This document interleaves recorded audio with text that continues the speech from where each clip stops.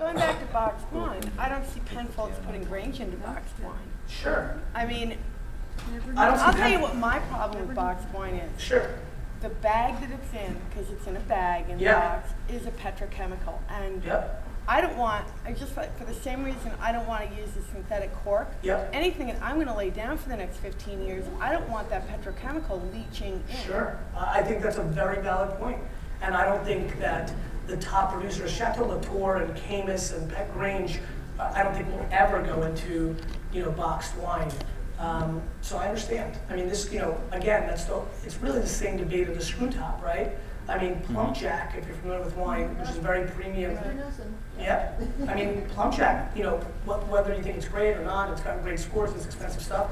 They put their high-end cab into screw tops, but most people aren't willing to go there because, once again, that consumer won't go there. But it does go all back to the fact of how you've got, at the end of the day, this is business for a lot of people, right? We love it. But when they look at numbers like 98% of the people drink the wine within 48 hours, they're not scared about that. And they don't think the person that spends, I have clients that spend $500,000 a year on wine.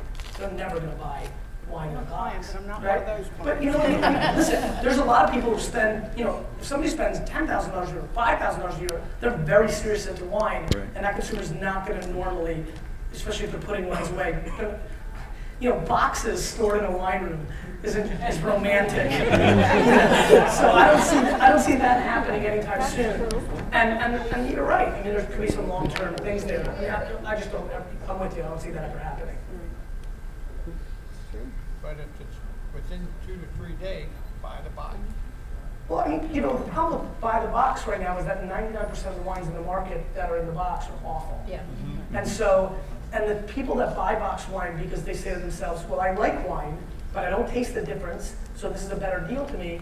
I want them to go out and try that Portuguese wine that we had today that was $6, which gets very close to this. I mean, people that buy Woodbridge or Yellowtail, a lot of them just like to consume wine.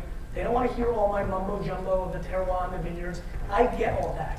What I don't think they understand is if they shop just a hair and look for things from Portugal or Romania or Greece, or there's some really up and coming. Romania's got some $4 or $5 wines in the market. I mean, there's some really Côte de Rhone a lot of times can be bought for $6, $7.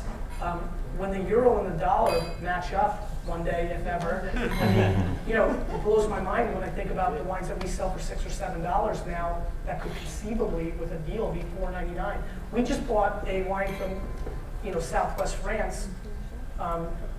Because the market's bad now and people are hurting, and it was normally $6.99, that we're going to sell for $3.99. That is the Syrah got an 87 in the Spectator, and it's really good. I mean, so there's things, if you care enough to just try different things. I just think that the marketing of the big bottles and the box wine have convinced people that shop that way to not explore for 15 more minutes in the wine shop, and I think that's hurting that consumer because there's clearly, it might be averaged out to $1 or $2 more a bottle, but I still feel like somebody who's going to buy a $6 bottle isn't going to be devastated to buy an $8 bottle. They may not, and I respect budgeting, but it's not devastating. We're not talking 6 and 20. Right? For sure. Yes, Peter, please. I just had a question. I'm a total novice when it comes to wine. So right now, I know I like whites more than reds because I don't like dry. What would be, I guess, the equivalent of that in a red that's not dry and it's a little sweeter? Have you had reds that you've liked? Did any of these do anything? Yes. The middle one? Yeah. So really, oak is the friend of people that don't like tannins and bitterness because oak disguises it. Oak is makeup.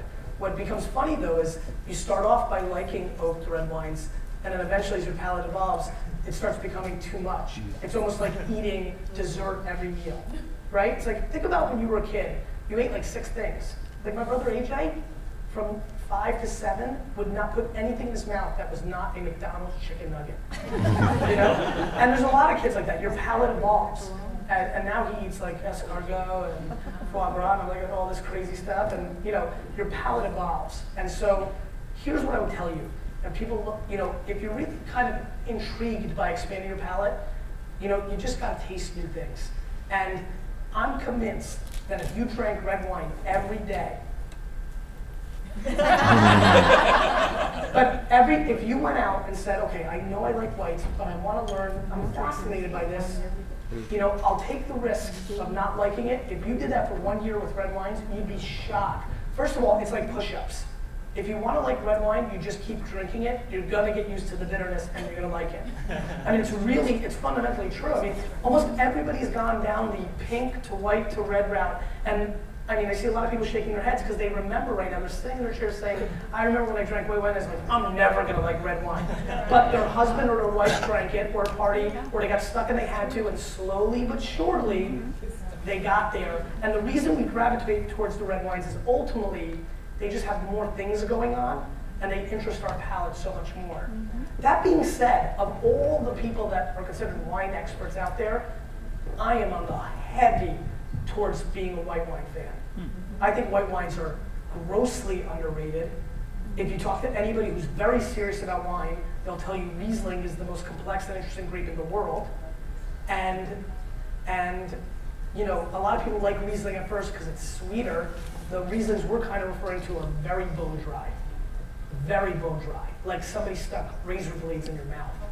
Like that kind of acid. But in a good way. Yes, dear.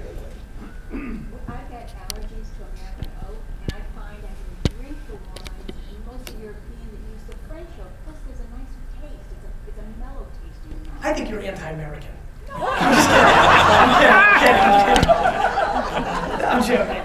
So, you know, here's what I find with this kind of statement where I hear that, you know, I'm allergic to American wines. Is it the American oak? Is it, you know, there's more French oak used in the US than there is in France. So that eliminates that probably without really knowing each label you've ever had. I think one, it tends to be, you know, a string of events. You know, if you've had 3, I mean, what's this thesis you have that you like the European wines or they're easier for you over American? How many American wines did that negative thing to you in a row? 30, 17, 190, 6? I find that when people think about it, I mean, you could have 4 bad experiences in a row with anything. I mean, you could meet 4 people that have red hair in a row that you don't like, and then you shouldn't throw out all redheaded people in the world.